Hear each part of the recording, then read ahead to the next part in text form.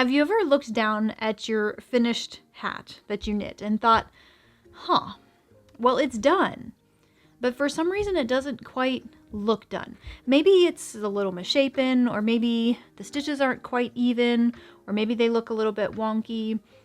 Maybe you just can't quite put your finger on why it doesn't look finished, but it just does. Something looks off. Well, the good news is that you most likely don't have to reknit your hat. There's a simple fix that can take your hats and your other projects from that, well, it's done, but it doesn't quite look done phase to, wow, that looks professionally knit, and I'm very proud of this.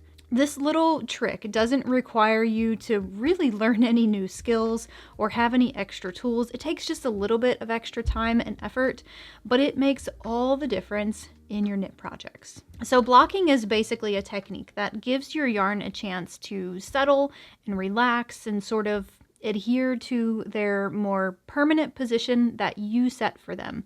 This is really beneficial for hat crowns, especially for projects like scarves where you want, some even and straight edges. For panels on a sweater, very, very important. Basically, any project that you want to block, that you want to look a little bit better, can definitely benefit from this technique. But with hats specifically, these are one of those items that you typically see are blocked less, except for a few individual cases where you've got some really intricate and some beautiful hats, and the stitches and the stitch pattern can really benefit from sort of opening that up a little bit. For a basic everyday hat, you technically don't have to block this unless you want to. So that's really what this whole blocking thing boils down to, is personal preference.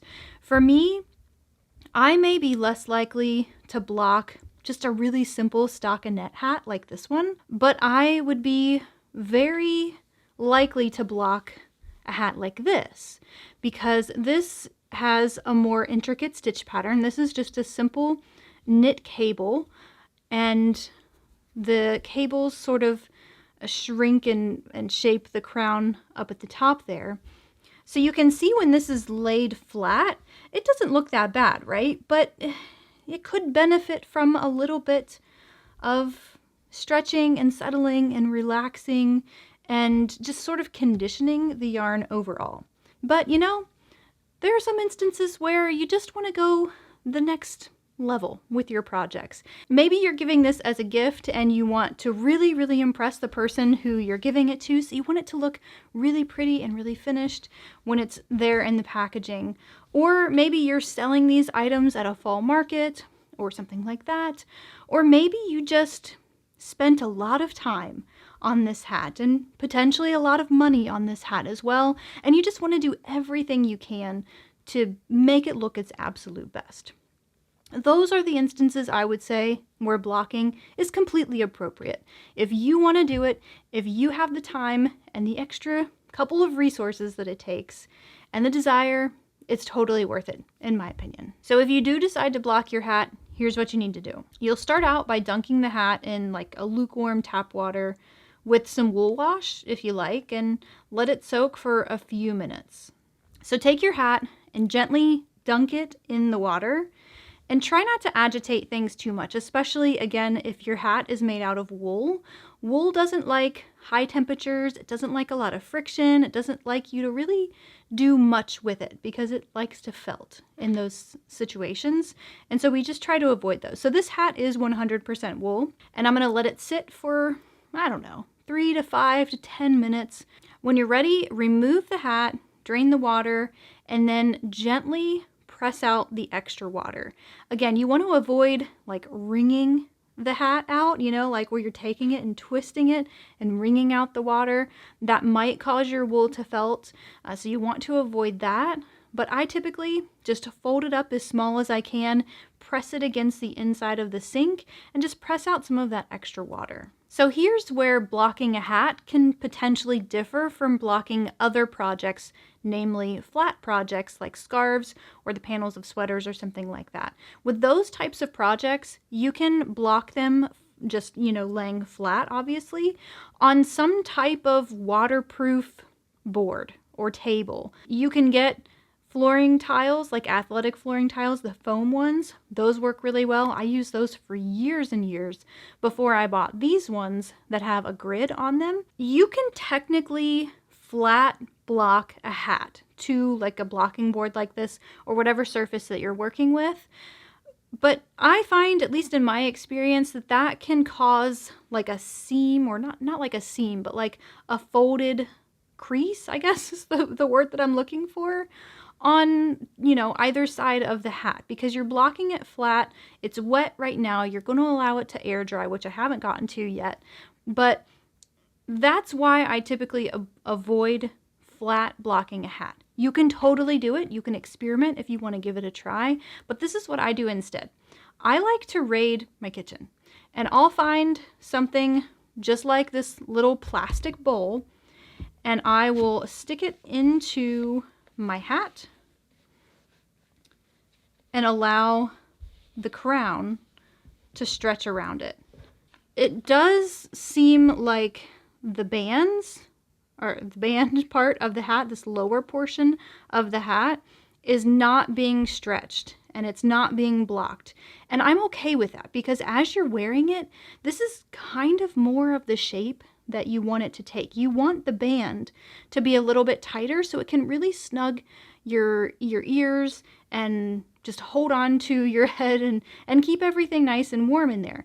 But you really want the crown and maybe the stitch work up here to sort of open up and relax and be a little bit prettier. So this is kind of my go-to bowl for knitting a hat. And, honestly, these are just Snapware plastic bowls that I use to, store food in sometimes. But you can use, again, anything in your kitchen that works. If you're working with a baby-sized hat, you'll of course have to use maybe a smaller bowl. If you're working on a bigger hat, maybe a men's size hat that's a little bit bigger than this one, you'll probably need a bigger bowl than this, because the goal, again, is to stretch out the stitches a little bit so that you're allowing them to relax and sort of form into a new shape. If you put a bowl or an object inside the crown of your hat that doesn't really stretch it out very much, then it's not going to do anything. It's going to look exactly the same when it all dries and you're finished. Some other options that I have tried too, I once actually crocheted a beret style hat that is very much, large around like the crown portion of the hat, and it gets real small down towards the bottom. A dinner plate worked really, really well to block that particular hat. So you could use a dinner plate or a saucer or something like that to stretch out your crown. I like these because it does have some sides to it. For me, it feels like it's blocking a little bit more of the crown than just, the top part. But a dinner plate might work really well if you've knit a beret style hat. Or some other objects you might find around your house. Like if your kids have like a bouncy ball, that would be perfect to just slide in your hat and allow it to block around there. The other thing that I have done, and I don't necessarily think this is the best idea, but it totally works in a pinch. If you have some scrap yarn that you'll never knit with, wind it into a ball. If you have enough of it, if it's a big enough ball, it totally works. I tried this for a baby hat because I didn't have anything small enough that I could fit into the crown, but I had a lot of scrap yarn that I knew would never turn into a project, so I could just wind it into a ball, and I use that to block the crown of this baby hat. So look around your house, see what you have that could potentially work. Anything obviously round will work, or cylindrical in shape. You can occasionally even find like styrofoam heads. You might have seen these if you do sell your knits at like fall markets. A lot of people will use these like mannequin style heads to display their work, but it's kind of a hidden gem for blocking as well, especially the styrofoam ones, because you can easily care for it. It doesn't mind if it gets a little bit wet, like you would have happen in blocking. But yeah, try whatever you can find in the store, in your home. Get resourceful. There's probably all sorts of things that you can potentially block your hats with. So if this is the first time that you're hearing about blocking, definitely check the description below. I have a resource on my website, basically a full guide that tells you everything you need to know about blocking, not just hats, other projects, other forms of blocking, because you can steam block, you can finger block, you can wet block. It's like this whole little world of blocking that if you want to get into it, you can totally get into it. So I have that linked in the description below. Also, if you love this hat and you want to make a few of these, maybe for fall or winter, I have the free pattern available on my website. I'll have that linked in the description below. Or if you want to support the channel, or you like to have your patterns printed or saved to your device for offline use, I have the ad-free pattern available in my shop. I'll have that one linked in the description as well.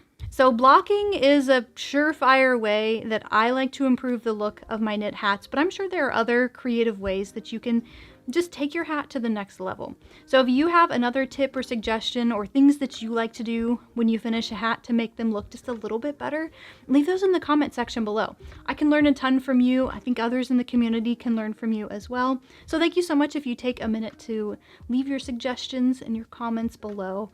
Happy knitting, and I'll see you in the next one.